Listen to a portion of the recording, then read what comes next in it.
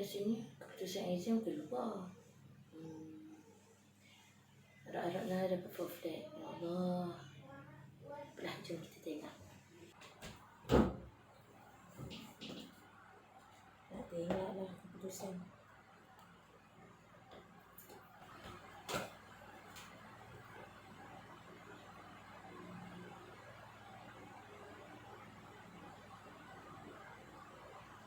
Alah, kenapa tak dapat full flat?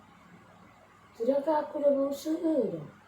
Dah solat, mengaji, solat tahajud, solat duha, semua aku buat. Tapi kenapa tak dapat full flat juga Penat tau aku buat. Nak dapat full flat tak dapat pun.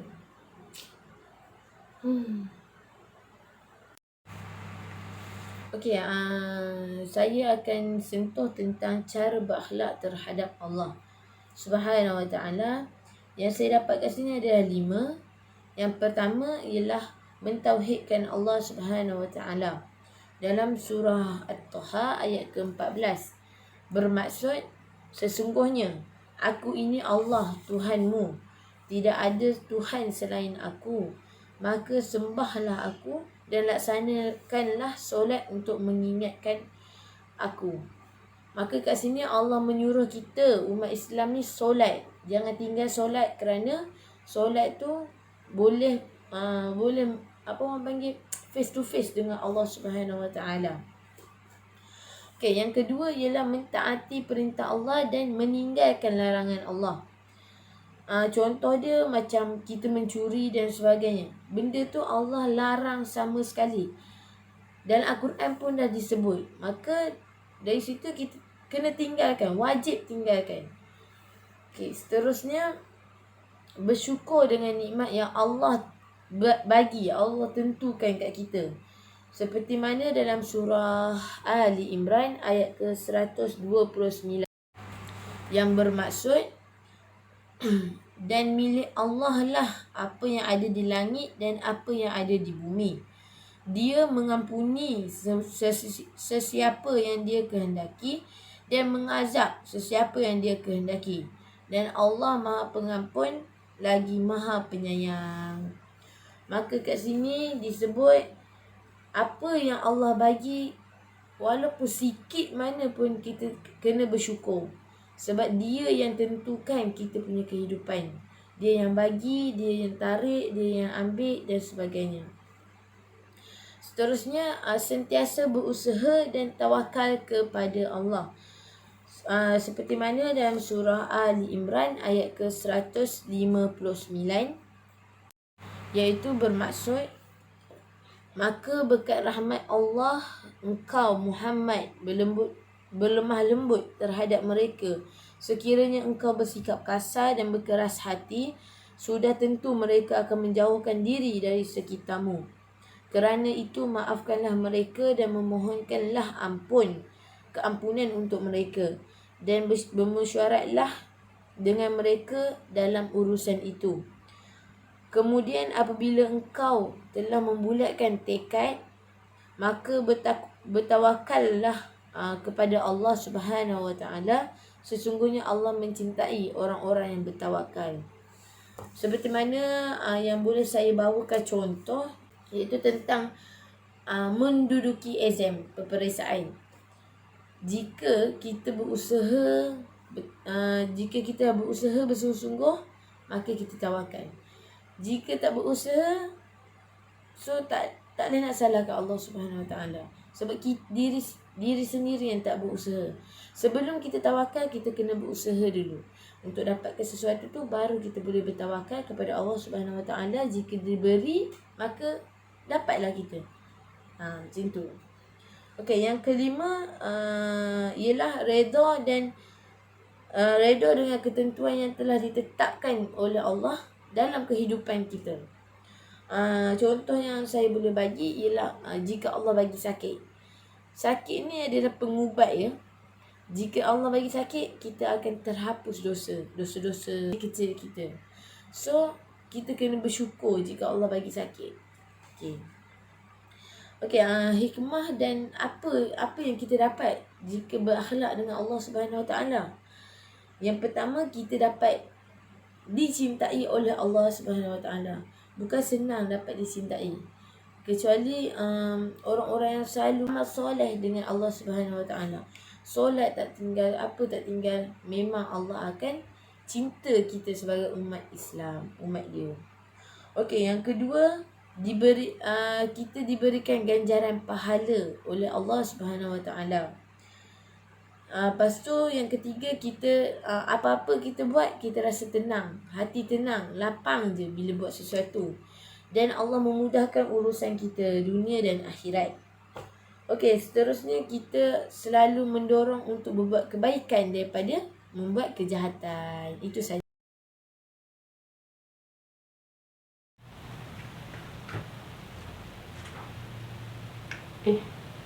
Hari ni ada kuis. Jadi tak boleh ikut Aina keluar lah. Kena bagi tahu dia ni.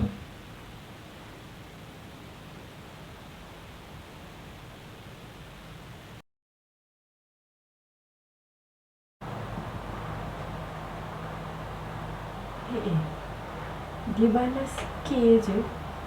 Salam apa pun tak ada. Akhlak sesama manusia paling banyak diceritakan dalam Al-Quran. Terdapat ayat-ayat yang menjadi dasar untuk membimbing manusia bagaimana harus bertindak dan bertingkah laku antara satu sama lain. Salah satu contoh ayat Al-Quran adalah dari surah Al-Baqarah ayat 83. A'udzubillahi minasyaitonirrajim. وَإِذْ أَخَذْنَا مِيثَاقَ بَنِي إِسْرَائِيلَ لَا تَعْبُدُونَ إِلَّا اللَّهَ وَبِالْوَالِدَيْنِ إِحْسَانًا وَذِي الْقُرْبَى وَالْيَتَامَى وَالْمَسَاكِينِ وَقُولُوا لِلنَّاسِ حُسْنًا وَأَقِيمُوا الصَّلَاةَ وَآتُوا الزَّكَاةَ ثُمَّ تَوَلَّيْتُمْ إِلَّا قَلِيلًا مِنْكُمْ وَأَنْتُمْ مُعْرِضُونَ. Maksudnya, dan ingatlah ketika kami mengambil janji dari Bani Israel, janganlah kamu menyembah selain Allah dan berbuat baiklah kepada kedua orang tua, kerabat, anak-anak yatim dan orang-orang miskin, dan bertutur katalah yang baik kepada manusia, laksanakanlah solat dan tunaikanlah zakat. Tetapi kemudian kamu berpaling mengingkari kecuali sebahagian kecil dari kamu dan kamu masih menjadi pembangkang. Pentingnya akhlak sesama manusia ni kerana akhlak yang baik dari segi tingkah laku ataupun perbuatan, komunikasi dan pertuturan dapat mempengaruhi orang di sekeliling, dan akhlak yang baik itu juga dapat dijadikan panduan kepada mereka untuk diamalkan. Okey, sekiranya akhlak yang baik ini dapat diamalkan, sudah pasti banyak gejala-gejala negatif yang berleluasa dalam masyarakat dapat dihapuskan. Salah satu contoh, budaya rasuah yang semakin meningkat dalam pemerintahan sudah pasti dapat dihapuskan sekiranya nilai kejujuran dapat diterapkan dalam diri masing-masing.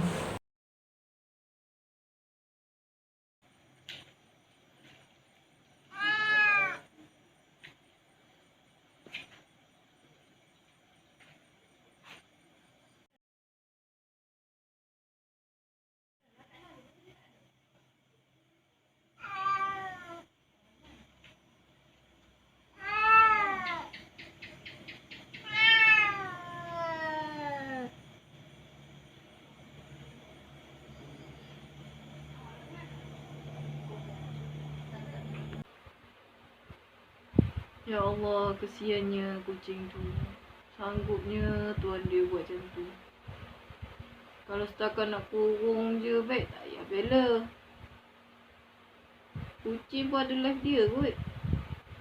Bukan hidup untuk duduk dalam tu je. Dah lah tak bagi makan, tak bagi minum. Ha, korang. Apa tak tengok? Korang rasa elok ke buat haiwan peliharaan macam tu? haiwan ni bukan untuk hidup. Bukan hidup untuk diseksa macam tu tau. Tapi untuk dilindungi. Kalau kita tak bersedia nak bela, baik tak payah. Bagi je kat orang lain. Okey. Cuba korang fikir. Apa perasaan korang bila terpaksa duduk dalam rumah, tak boleh keluar masa PKP? Happy ke? Atau terseksa ke? Macam tu lah perasaan kucing tu bila duduk dalam tu je. Dah lah tak bagi makan, tak bagi minum. Mestinya dia tak suka kan? Dia nak juga bebas. So, korang bayangkan lah. Biarpun haiwan ni hanya sebagai pelengkap kehidupan manusia kat bumi ni, tapi dia dah jadi tanggungjawab kita untuk bersifat ihsan terhadap haiwan. Sebab apa? Ia juga sebahagian ciptaan Allah. Jati diri seorang Muslim dicerminkan bukan sahaja melalui akhlak pergaulan sesama manusia, tapi juga apabila ia berhadapan dengan haiwan, kerana padanya ada pahala untuk dibawa menghadap Allah SWT di akhirat kelak. Firman Allah dalam surah Al-Ma'idah ayat 85, mafhumnya. Lalu Allah memberikan pahala kepada mereka disebabkan pengakuan iman yang ikhlas yang telah mereka ucapkan, iaitu mereka dibalas dengan syurga yang mengalir di bawahnya beberapa sungai. Mereka pula tetap kekal di dalamnya. Dan yang demikian tu adalah balasan bagi orang-orang yang berusaha berbuat kebaikan.